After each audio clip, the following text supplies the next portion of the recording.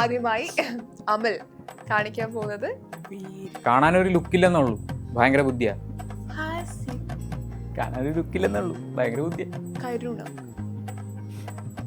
കാണാനൊരു ബുദ്ധിയില്ലെന്നുള്ളൂ, പക്ഷെ ഭയങ്കര ബുദ്ധിയാ. കാണാനൊരു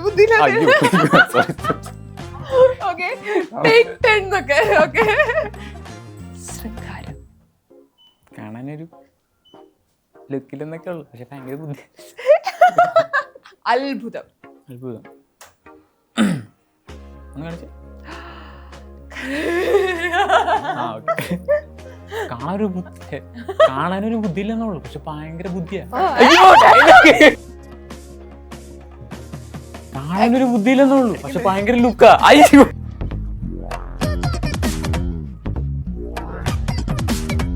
പബ്ലിക്കലി പോകുന്ന സമയത്ത് ഈ ആളുകളുടെ റെസ്പോൺസ് ഉണ്ടല്ലോ, ചിലപ്പോ നമ്മളിങ്ങനെ പ്രാങ്ക് ആണെന്ന് കരുതിയിട്ടുള്ള ചിലപ്പോ ദേഷ്യപ്പെടാം.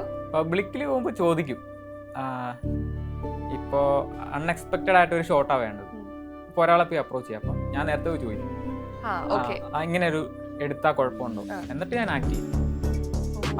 അങ്ങനെ കുറെ ഒക്കെ ചെയ്യാറുണ്ട്. അല്ലെങ്കിൽ അവർക്ക് ഇഷ്ടപ്പെട്ടില്ലെങ്കിൽ നേരത്തെ ചോദിക്കാറുണ്ട്, മാക്സിമം ചോദിക്കാറുണ്ട്. ശബരിമലയ്ക്ക് പോയായിരുന്നേ, അപ്പോ ഇങ്ങനെ കഴിക്കാൻ നിൽക്കുമ്പോഴേക്കും ഒരു കുഞ്ഞു വെച്ച്, അപ്പൊ അവനിങ്ങനെ എന്നെ കണ്ടിട്ട് ഇങ്ങനെ ചിരിച്ചോണ്ട് വരുമായിരുന്നു. അപ്പോഴേക്കും ആ ചേട്ടാന്നൊക്കെ പറഞ്ഞപ്പോഴേക്കും അവന്റെ അച്ഛൻ നിനക്കൊന്നും വേറെ പണിയില്ലടാന്ന് പറഞ്ഞ അവന് വലിച്ചോണ്ട് പോയി. അപ്പൊ കൂടെ ഉള്ളവരെല്ലാം കളിയായി. ഇവര് ഫ്രണ്ട്സിനെ വെച്ചിട്ട് ഒരു വീഡിയോസ് ഇതുവരെ ചെയ്തിട്ടില്ലല്ലോ, ഫ്രണ്ട്സ് ഗ്യാങ്ങിനെ വെച്ച് എല്ലാവരുമായിട്ടുള്ള. ഇല്ല, ചെയ്യണം. അതൊരു നല്ലൊരു ഇൻഫ്ലുവൻസേഴ്സ് ആവുമ്പോ അല്ലെങ്കിൽ ഇത്രയും പോപ്പുലർ ആവുന്ന സമയത്ത് അവർക്ക് ഫേസ് അറിയായിരിക്കല്ലോ, അപ്പൊ ഓപ്പർച്യൂണിറ്റീസ് കൂടുതൽ കിട്ടുന്നതാണല്ലോ. പലരും ഈ സിനിമയിൽ എത്താൻ വേണ്ടിയിട്ടാണ് ഇതൊക്കെ ചെയ്യുന്നത്, ഞാൻ കേട്ടിട്ടുണ്ട്. അങ്ങനെ കിട്ടിയിട്ടും കാര്യമില്ല ശരിക്കും. അതും ഞാൻ പറഞ്ഞില്ല, നമ്മള് ശരിക്കും അതും കുറെ പഠിക്കണം. ആക്ടിങ്ങിൽ ഞാൻ നോക്കിയിട്ട് പെട്ടെന്നൊരു ദിവസം ക്യാമറ വെച്ച് കഴിഞ്ഞാൽ നമുക്ക് ആക്ട് ചെയ്യാൻ പറ്റത്തില്ല. നമുക്ക് ആ കഴിവുണ്ടെങ്കിലും ഞാനിപ്പോ ചിരിക്കുവാണെന്ന് എനിക്ക് ഉള്ളിൽ തോന്നുമായിരിക്കും, പക്ഷെ ഞാൻ ചിരിക്കുന്നില്ലായിരിക്കും. പക്ഷെ ക്യാമറയിൽ അത് കണ്ടാലേ അറിയത്തുള്ളൂ ഞാൻ ഉദ്ദേശിച്ചത് വന്നിട്ടില്ല. അപ്പൊ അത് ശരിക്കും ജഡ്ജ്മെന്റ് അല്ല, സെൽഫ് ആയിട്ടുള്ള കുറെ കാര്യങ്ങൾ കണ്ടു കഴിഞ്ഞാൽ നമുക്ക് മനസ്സിലാവും. അങ്ങനെ കുറച്ച് അതിനും വേണ്ടി തന്നെയാണ് വീഡിയോ ചെയ്യുന്നത്. അപ്പൊ എനിക്ക് തന്നെ മനസ്സിലാവും, അയ്യ അത് ശരിയായില്ല. അതെ, പ്രസന്റ് ചെയ്യുന്നത് എങ്ങനെയാണ്, എക്സ്പ്രഷൻ ഓവറായോ, ആ ഒരു ലിമിറ്റ് ഒക്കെ ഇല്ലേ, അത് മനസ്സിലാക്കി കഴിഞ്ഞാൽ പിന്നെ ഓക്കെ. ബെറ്റിംഗ് ആപ്സ് പോലുള്ളത് പ്രൊമോട്ട് ചെയ്യുന്ന ഒരുപാട് ഇൻഫ്ലുവൻസേഴ്സ് ഉണ്ട്, അതിൽ പെട്ടുപോകുന്നവരുണ്ട്. അതെ, നമ്മളെ പെട്ടുപോകുന്നവരും ഉണ്ട്, അതിനുവേണ്ടി ചെയ്യുന്നവരും ഉണ്ട്. ഒരു പ്രൊമോഷൻ വന്നത് ഒരു ബെറ്റിംഗ് ആപ്പ് ആയിരുന്നു. ഒരു വീഡിയോ ജസ്റ്റ് ഫോൺ എടുത്തിട്ട് ഇങ്ങനെ പറഞ്ഞാൽ മതി, അതിന് 10 ലക്ഷം രൂപ ഓഫർ ചെയ്ത്, ഒരു 45 സെക്കൻഡ് വീഡിയോ. വേറെ ഏതോ ആപ്പ്, പക്ഷെ അവരെന്നോട് പറഞ്ഞത് ഭയങ്കര യൂസ്ഫുൾ ആയിട്ടുള്ള ആപ്പാണ്. അപ്പോൾ ഞാനിങ്ങനെ പറയുന്നത് നമുക്ക് നോക്കിയിട്ട് ചെയ്യാം, പക്ഷെ ചെയ്തു വന്നപ്പോഴേക്കും വേറെ എന്തോ ഡൈവേർട്ട് ചെയ്തിരുന്ന ആപ്പായിരുന്നു. അങ്ങനെ താല്പര്യമില്ലെന്നൊക്കെ പറയും. പക്ഷെ അങ്ങനെ പറയുമ്പോഴേക്കും അവർ ഭയങ്കരമായിട്ട് ഒഫൻഡഡ് ആവും, നിന്റെ ചാനൽ ഹാക്ക് ചെയ്യും എന്നൊക്കെ പറയും.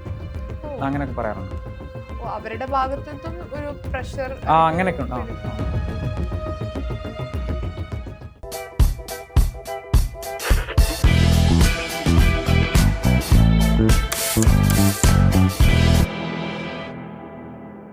ചെയ്ത വീഡിയോസിൽ ഏറ്റവും ഇഷ്ടപ്പെട്ട വീഡിയോ എന്താ? ചെയ്തിട്ടൊരു ഞാൻ ഇത് ചെയ്തല്ലോ എന്ന് തോന്നുന്നത്? അത് ചലഞ്ച് തന്നെ, സേഫ്റ്റി പിൻ ചലഞ്ച് ആണ്.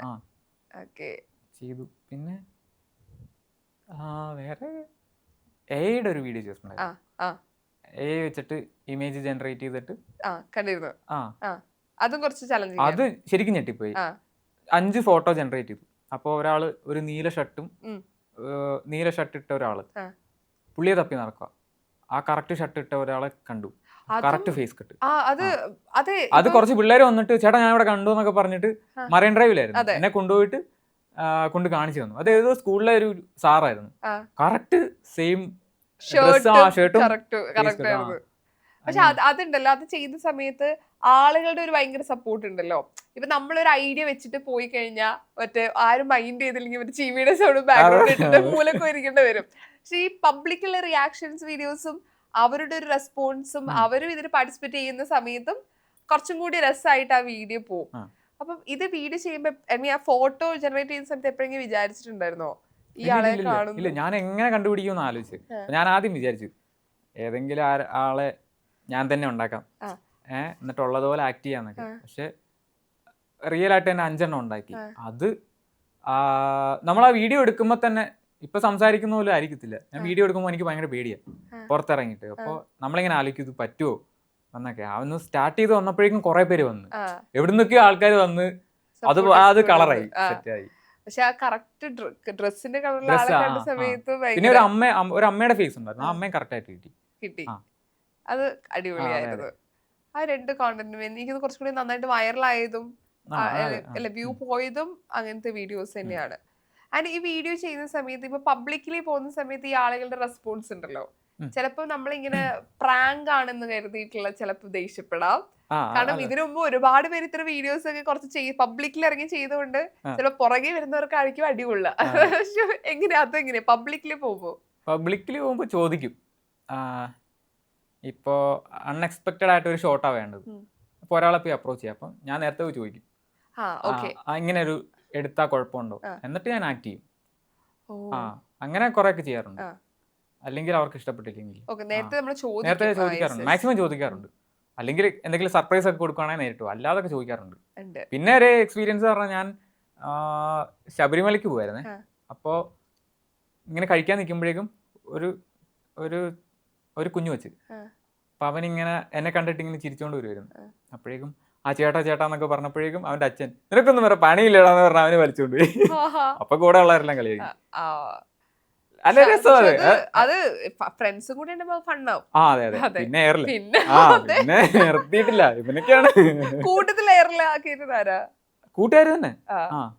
നമ്മ ഓരോ ദിവസം ഓരോ ടാർഗറ്റ് ഉണ്ട്. ഇന്ന് ഇവനിട്ട് കൊടുക്കുക. അപ്പൊ എന്റെ ടേണാകുമ്പോ ഞാൻ എല്ലാവരുടെ ഇവര് ഫ്രണ്ട്സിനെ വെച്ചിട്ട് ഒരു വീഡിയോസ് ഇതുവരെ ചെയ്തിട്ടില്ലല്ലോ, ഫ്രണ്ട്സ് ഗ്യാങ്ങിനെ വെച്ച് എല്ലാവരുമായിട്ടുള്ള.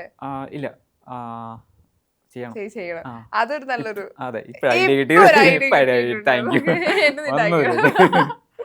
ശരിക്കും പറഞ്ഞാൽ ഇങ്ങനെയാണ് കോണ്ടന്റ് കിട്ടണത് അല്ലേ ശരിക്കും. അല്ല, എന്റെ കൂടെയുള്ള എല്ലാവരും ഈ ഭ്രാന്തമുള്ളവരാ. കൂട്ടുകാരാണെങ്കിലും 2 പേരുണ്ട്.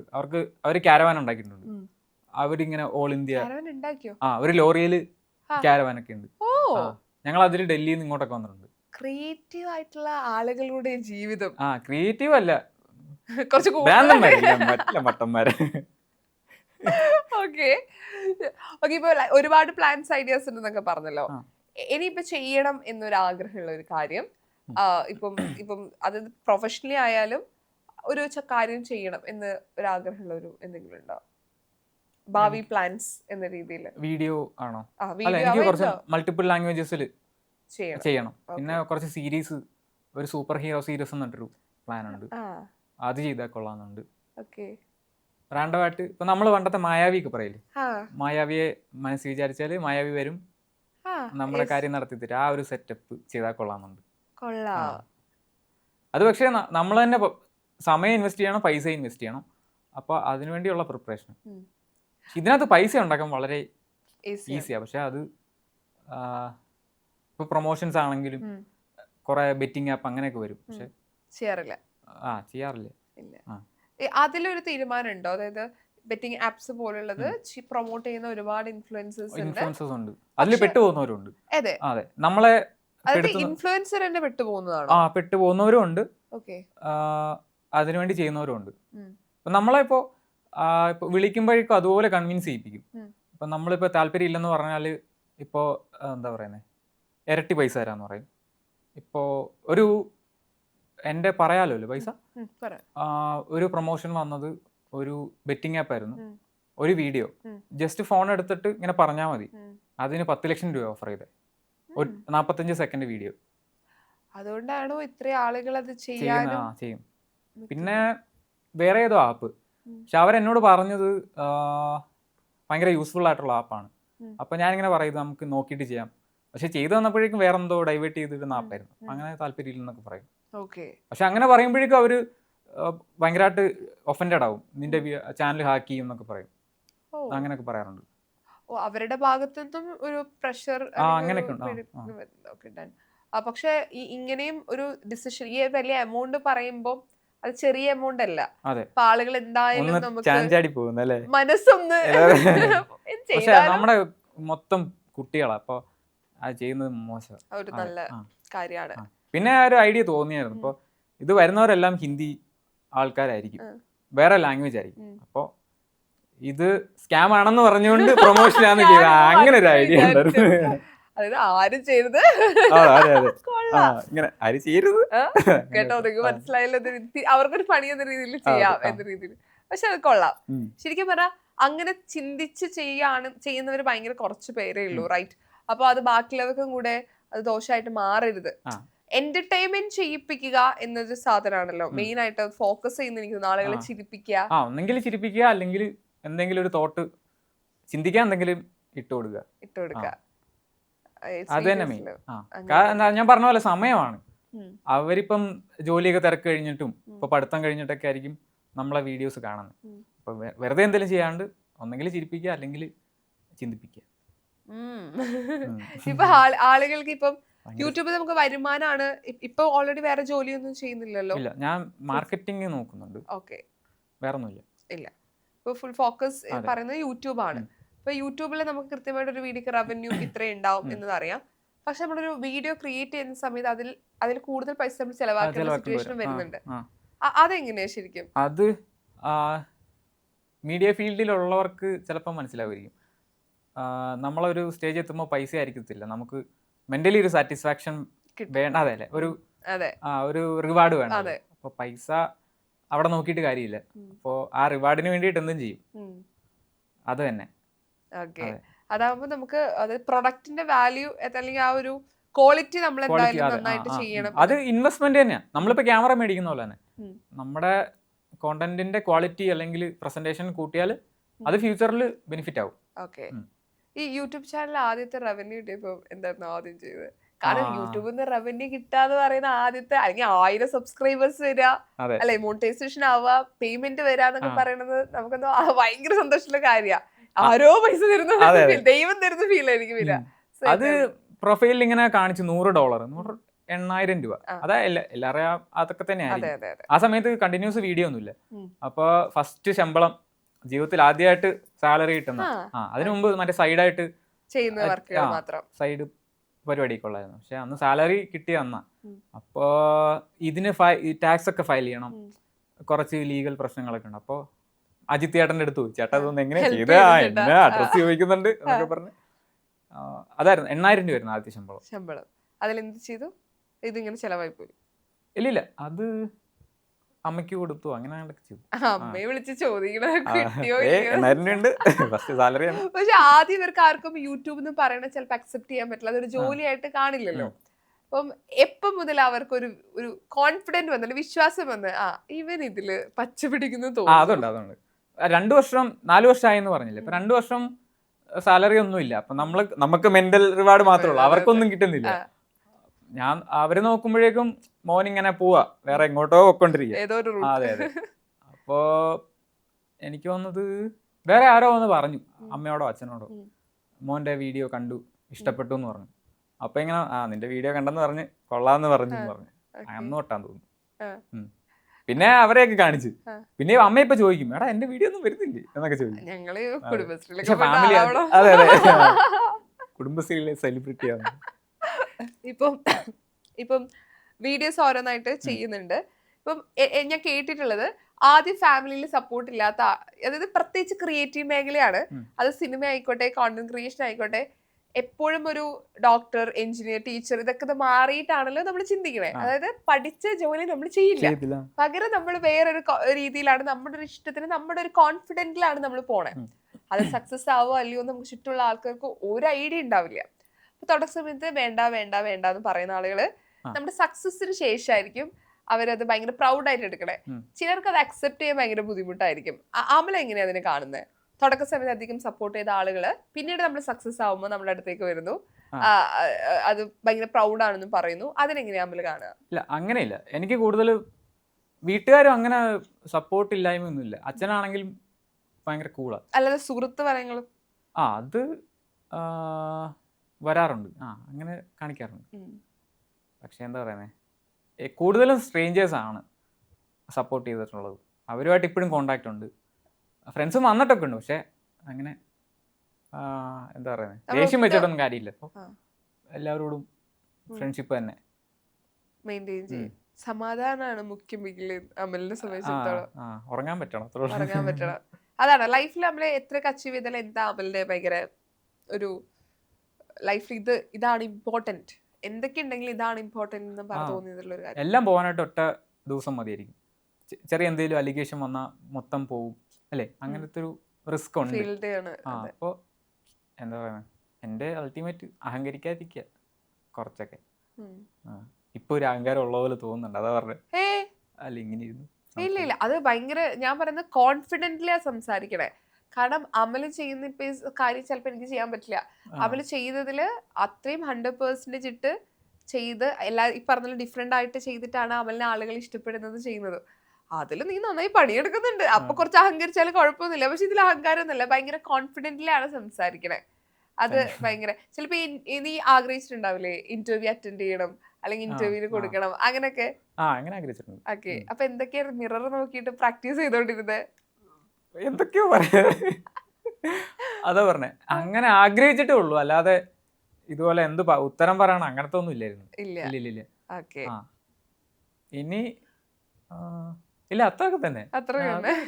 ഈ അലക്സിന്റെ വീഡിയോ ചെയ്യുന്ന സമയത്തെ ഇപ്പം നമ്മള് കോണ്ടന്റ് ക്രിയേറ്റ് ചെയ്താലും ആളുടെ ഭാഗത്ത് നമ്മള് വീഡിയോസ് കുറച്ച് വരണം, അല്ലെങ്കിൽ ആള് കുറച്ച് തന്നാ മാത്രമേ നമുക്ക് കൂടുതൽ തരും. ഇഷ്ടമുള്ള എടുത്തോളൂ. അപ്പൊ അത് ഭയങ്കര ഈസി ആയിരുന്നു ശരിക്കും? കുറച്ചൊക്കെ ഈസി ആയിരുന്നു, കുറച്ചൊക്കെ പാടായിരുന്നു. ആളുടെ ഒരു മൂഡ് അനുസരിച്ചിട്ട് കൊച്ചു കൊച്ചല്ലേ, അപ്പൊ പാടായിരുന്നു. ഓക്കെ, ഇപ്പൊ അമലിന് എത്ര ഏജ് ഉണ്ട്? എനിക്ക് 27. ഇപ്പൊ 27 വയസ്സില് അമലിപ്പം ഓൾറെഡി അമലിന്റെ ഏജിൽ ഇപ്പോഴും ആളുകൾക്ക് അവരുടെ കരിയറിൽ സക്സസ് ആവണം അല്ലെങ്കിൽ എന്താ ചൂസ് ചെയ്യണം ഡൗട്ട് അടിച്ച് നിൽക്കുന്ന ഒരുപാട് പേരുണ്ട്. പ്രത്യേകിച്ച് ഒരു 30ന്റെ ഇടയിൽ നിൽക്കുന്ന 25-ന് 30-ന് ഇടയിലുള്ള സമയത്താണ് ഇതാണോ നമുക്ക് വേണ്ടത്, നമ്മുടെ ലൈഫ് സെറ്റിൽഡ് ചെയ്യണം, ഇങ്ങനെ കുറെ കാര്യങ്ങൾ തലയിലേക്ക് പോവാ.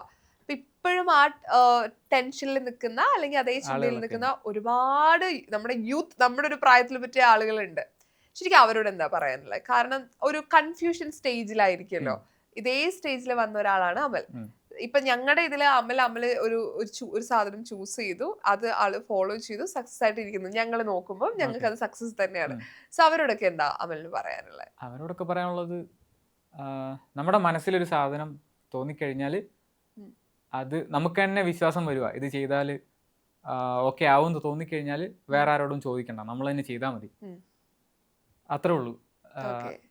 ഒരു സാധനത്തിനോട് ഇഷ്ടം തോന്നി അതങ്ങ് ചെയ്യാം.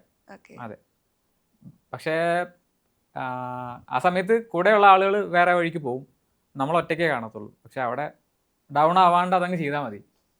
അതെ, മനസ്സെന്താണോ പറയണേ അത് കേൾക്കുക.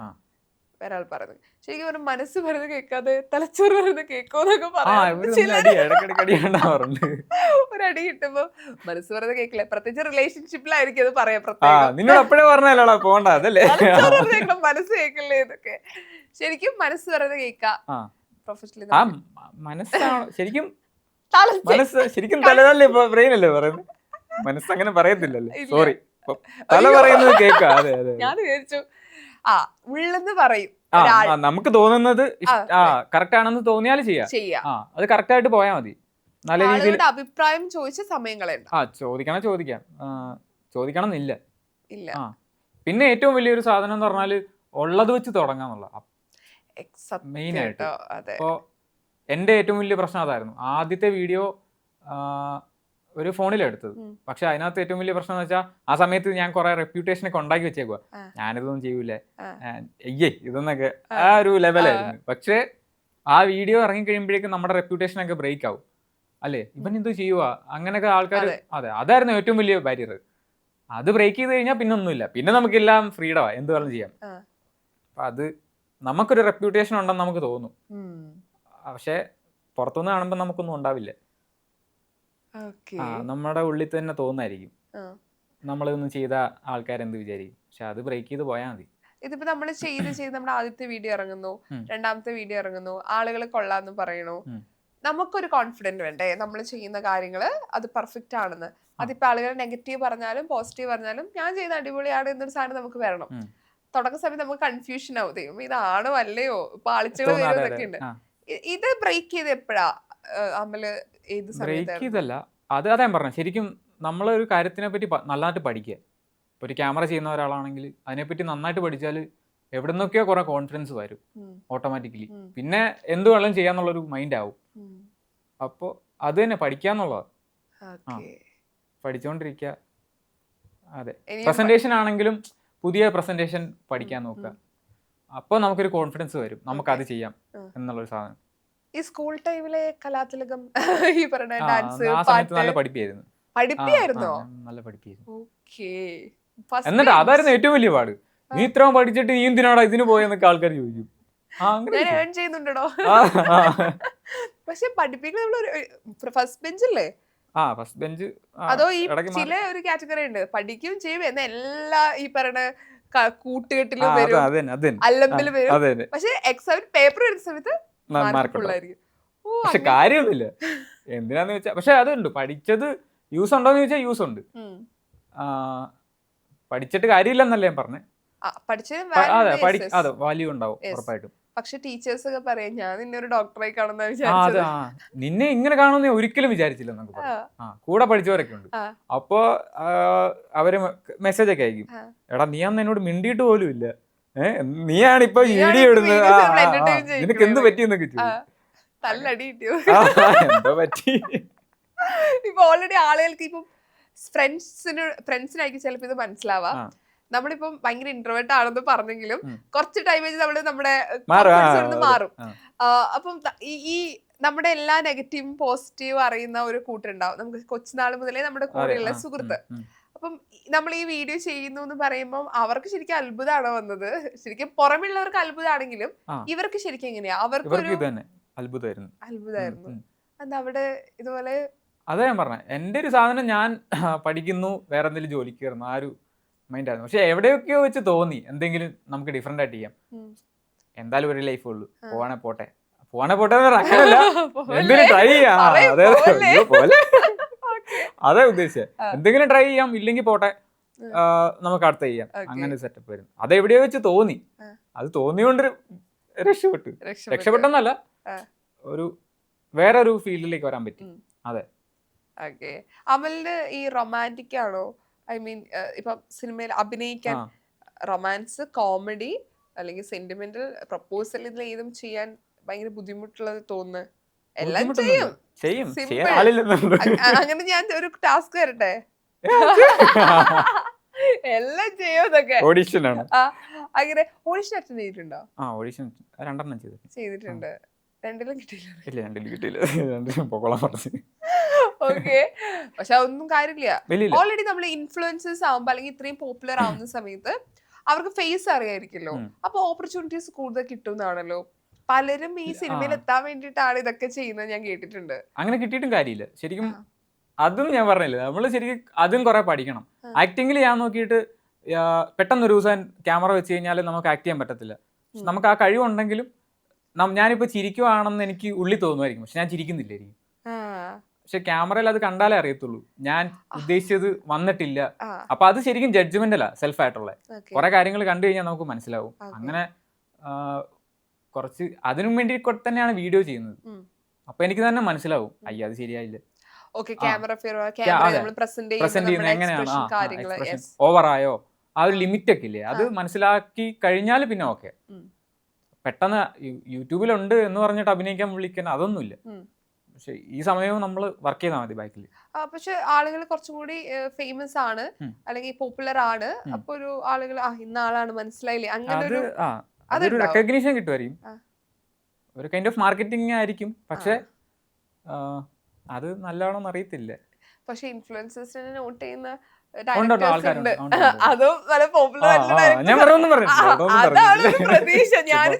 അല്ല അങ്ങനെയല്ല പറഞ്ഞേ, ഇല്ല നമ്മൾ അങ്ങനെ വന്നിട്ട് യൂട്യൂബർ ആണ് എന്ന് പറഞ്ഞിട്ട് ചാൻസ് കിട്ടിയാലും ചിലപ്പോ ആ സീൻ ഭയങ്കര മോശമായി പോകും.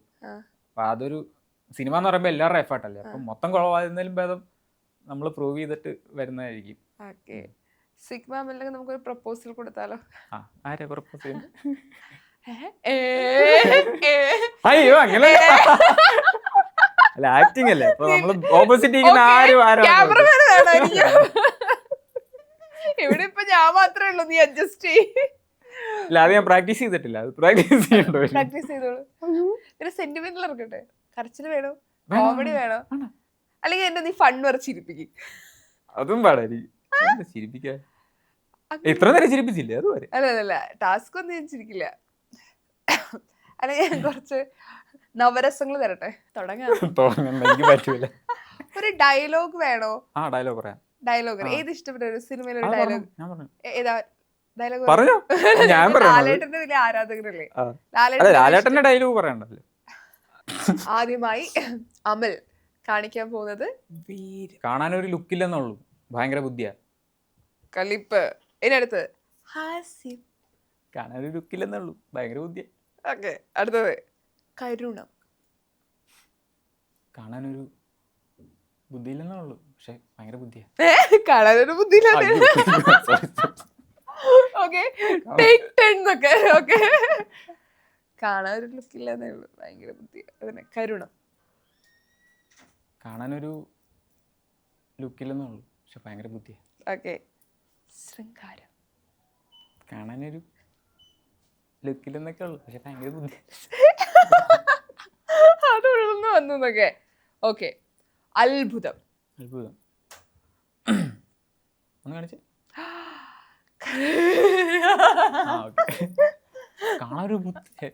കാണാനൊരു ബുദ്ധിയില്ലെന്നുള്ളൂ, പക്ഷെ ഭയങ്കര ബുദ്ധിയാ. അത് സ്ക്രിപ്റ്റ് ആ ക്ലാപ്പ് അടിക്കുന്നു. കാണാനൊരു ബുദ്ധിയില്ലെന്നുള്ളൂ, പക്ഷെ ഭയങ്കര ലുക്കാ. അയ്യോ,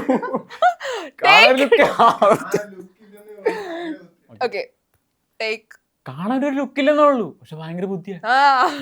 അടിപൊളി അടിപൊളി അടിപൊളി. ഗംഭീരായിട്ട് ചെയ്തു. ഇത് കണ്ട് പരിസരത്തോട്ട് രസമായിട്ട് ചെയ്യുന്നുണ്ട്. എനിക്ക് തോന്നുന്നു ഇപ്പൊ നമ്മള് മാനിഫെസ്റ്റ് ചെയ്യുന്ന പോലെ ലാലേട്ടന്റെ മകനായിട്ട് തന്നെ ഒരു സിനിമയില് അഭിനയിക്കാൻ പറ്റട്ടെ. ഞാൻ ആ സിനിമയുടെ പ്രൊമോഷൻ ഇന്റർവ്യൂ ചെയ്യട്ടെ. അപ്പൊ ഇന്റർവ്യൂ പറഞ്ഞ കാര്യം ഞാൻ അപ്പൊ പറയാം. ഓക്കെ, അങ്ങനെ ആഗ്രഹങ്ങളൊക്കെ സാധിക്കട്ടെ.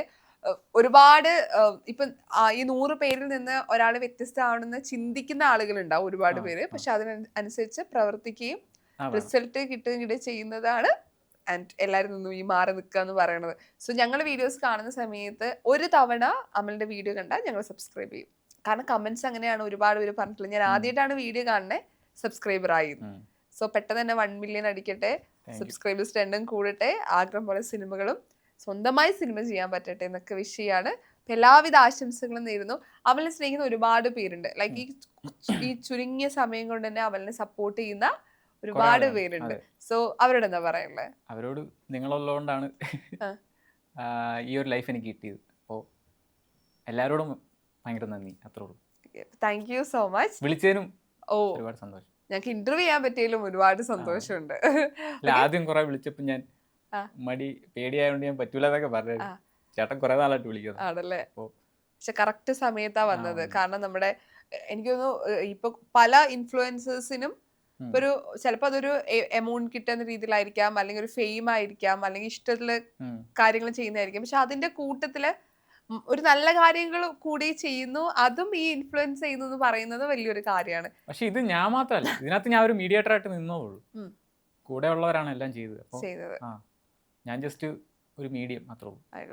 പക്ഷെ നിങ്ങൾ വീഡിയോ കാണുന്നവർ ഞങ്ങൾക്ക് അതൊരു പ്രചോദനം. ചെറിയതാണെങ്കിലും നമുക്ക് മറ്റുള്ളവരെ ഹെൽപ്പ് ചെയ്യാനുള്ള ഒരു പ്രചോദനം കൂടി ആ വീഡിയോസിൽ കിട്ടുന്നുണ്ട്. അപ്പൊ ഒരുപാട് സന്തോഷം. ഇനിയും സേഫ്റ്റി പിൻ ചലഞ്ച് ഇനിയും ചെയ്യണം. ഒരുപാട് പേരുടെ ലൈഫ് മാറണം അതിലൂടെ. സോ ഇനിയും പുതിയ പുതിയ ചലഞ്ചുകളായിട്ട് വരണം. ഫുൾ സപ്പോർട്ടായിട്ട് ഞങ്ങളുണ്ട്. എല്ലാവിധ ആശംസകളും നേരുന്നു. Thank you so much.